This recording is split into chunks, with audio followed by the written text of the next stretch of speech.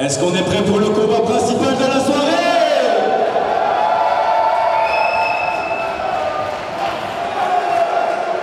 Nous présentons en premier dans le coin bleu. Il nous vient de la MMA Factory. Il affiche un palmarès professionnel de 1 victoire pour aucune défaite. Faites un maximum de bruit pour Ted Chikoudi.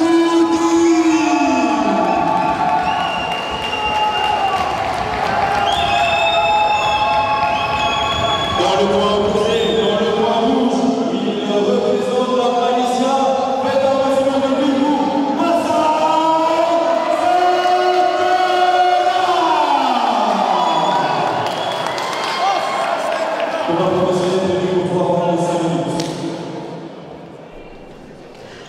Un combat fort équilibré dans cette division des welterweight moins de 77 kg entre Masai Santana et Ted Chikoudi. Tous les deux le même palmarès professionnel de 1 victoire pour 0 défaite.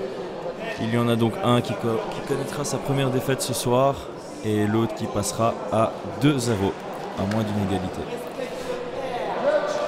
On va s'y mettre. Je pense que pour le combattant de la MMA Factory, Ted, il vaut mieux garder le combat debout. On l'a vu lors du dernier 360, Masai a un excellent niveau au sol. Et voilà, il est ceinture noire. Ça commence d'entrée de jeu avec Masai qui essaye de casser la distance avec une combinaison en step. Bien défendu par Ted qui a envoyé un crochet gauche en contre. Ouf, un beau low kick envoyé par Ted, directement contré par Masai avec un overhand. Alors qu'on voit que Masai essaye de casser cette distance, Ted recule bien en ligne. C'est peut-être là que Masai peut les low kicks vont peut-être jouer un jeu dans ce combat. Un deuxième low kick d'affilée et un troisième qui ne touche pas. On dirait qu'il y a une stratégie mise au point du côté du français. Casser les bases et Masai tente de casser la distance. Il s'arrête chaque fois à 1 mètre et voilà, il casse la distance. Il est parti sur un single leg. Il finit le single leg, ça va déjà au sol, ça fait 1 minute qu'on est parti dans ce combat. Et Masai se retrouve immédiatement en demi-garde. Une de ses positions d'ailleurs favorites. Il avait bien travaillé contre José Vavaki Kumbi de cette position-là pour ensuite le finaliser en Kimura.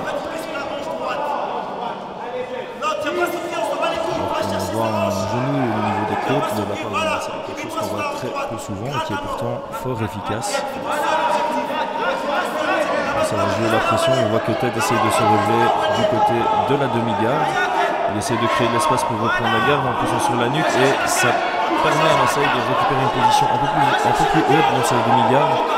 Et il fait un très bel effort pour maintenir le dos de son adversaire au sol, ce qui lui permet un meilleur contrôle alors qu'on le voit essayer de passer en tripode sans succès. Il va chercher le bras de son adversaire par derrière le dos, ça va pouvoir lui permettre probablement d'enlever du grand non-pend. Mais Ted, après la première frappe, arrive à libérer son bras.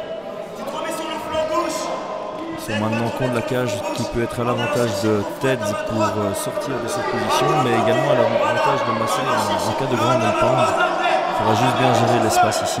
Nous sommes environ à la moitié de cette première reprise.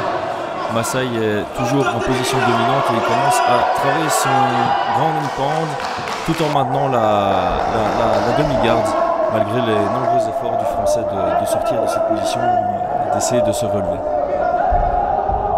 Alors qu'on voit un très beau passage de la demi-garde vers la monte de la part du Brésilien, qui commence à prendre de l'aisance au sol et commence à impliquer son grand non-pend à partir de la monte. On est en très mauvaise position pour le poulain de la MMA Factory. Alors que Masai a essayé de se relever peut-être un peu trop vite, ce qui permet à Ted de reprendre de l'espace et de retravailler une demi-garde. Voilà, on se retrouve dans la position la plus fréquente dans ce combat, la demi-garde.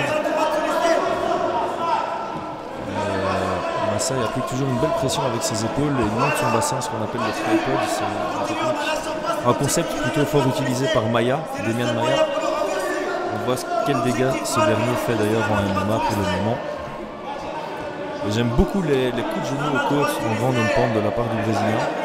Ça permet forcément de créer une réaction chez son adversaire pour par la suite créer du grand non-pend au niveau de la tête ou des passages de garde. Il travaille toujours ses genoux. Ça c'est quand on a une très bonne posture, 12 ans de jiu-jitsu. Du côté de Masai qui passe en demi-monde, son genou est passé Et très bonne réactivité du Français qui reprend une demi-zaï.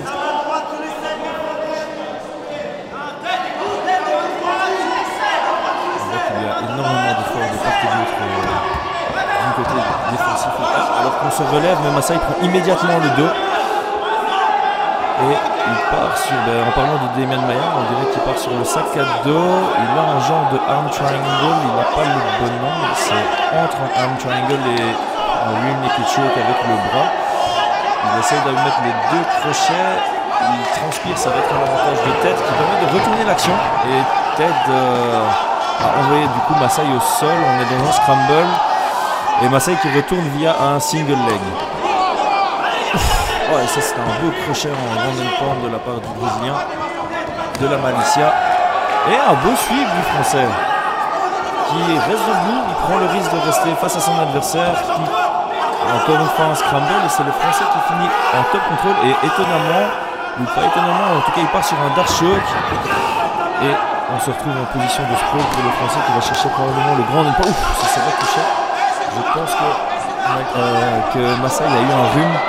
Tellement ce coup est passé près de son nez, ça a dû faire pas mal de vent froid. On cherche une omoplata dans les dernières secondes du côté de Masai Santana. Et le rang de une belle première reprise pour le belgo-brésilien de la Malicia qui a eu énormément de temps de contrôle dans ce round. Et c'est ça qui fera certainement la différence aux yeux des juges. Très très belle résistance aussi de la part du Français. Avoir une ceinture noire de Jiu-Jitsu pendant 4 minutes sur soi et réussir à défendre et à maintenir une demi-garde, c'est un très très bel effort. Je pense que le game plan sera assez clair alors qu'on voit les Français donner des instructions à leur poulain. Christophe Picot, Damien Lapillus qu'on peut reconnaître dans le coin. Donc stratégiquement, forcément, ce serait à l'avantage de Ted de rester debout. Ça, il a clairement montré son niveau supérieur grâce à son expérience en jiu-jitsu brésilien. Et pour le Brésilien, il faudra essayer de répliquer ce round évidemment. Alors que cette deuxième reprise va reprendre.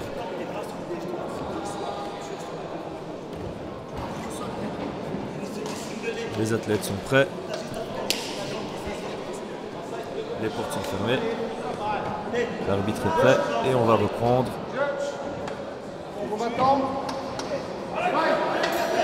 Deuxième reprise. Une petite touch glove en début de deuxième reprise. Et on travaille sur les distances.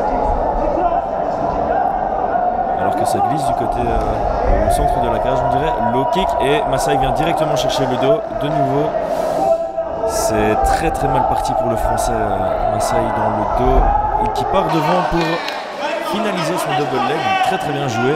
On se retrouve immédiatement en demi-butterfly il me semble. Et Masai passe directement la garde et se retrouve en side control. Au-dessus, il va peut-être chercher la demi-garde pour stabiliser.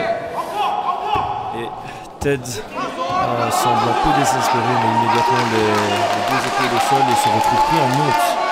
Ça va être difficile. 4 minutes 30. À survivre sous la montre de Masai. Déjà 5 minutes d'effort dans les bras, ce sera pas facile alors qu'on voit les deux athlètes remisants. Ça peut être un avantage pour le Français pour les défenses de soumission. Forcément, quand il transpire, ça glisse beaucoup. Masai ne se précipite pas forcément avec 4 minutes restantes dans ce round alors que Ted a tenté un sweep. Ça n'a malheureusement pour lui pas fonctionné. Très bonne base de Masai. On le sent très à l'aise, forcément il est dans son délire ici au sol, avec son adversaire pris en monte, il travaille tranquillement le grand menton avec des pressions d'épaule. Ouh, explosion du Français qui malheureusement ça glisse, ça donne à moitié son dos. Masai part de nouveau sur un genre de tremblement mais reprend la monte, il peut sécuriser en monte et il est parti sur du grand pound. Ted donne son dos. Ça risque d'être très très compliqué maintenant. Le grand pound ne paie pas aux Français et on part sur un arm triangle du côté du Brésilien. Ted donne son dos pour défendre. On est sur un genre de arm triangle slash rear naked choke. On va appeler ça un arm triangle et c'est fini, c'est fini. Le Français tape et Masai passe à 2-0. Très très très très belle performance de la part du Brésilien. qui l'emporte pour la deuxième fois dans la promotion, dans le 360 promotion, et ici en tête d'affiche. Ça va faire du bien à son palmarès, ça va faire du bien à son moral et à sa confiance. Il le mérite, c'est quelqu'un qui bosse énormément. Et malheureusement, le Français tombe à 1-1. Mais il n'aura pas de vérité dans ce combat où il a tenu face à un expert du sol pendant plus de 7 minutes avant de subir la pression et de devoir taper sur un arm triangle dans un angle un peu différent de ceux dont on a l'habitude. On passe à la décision officielle.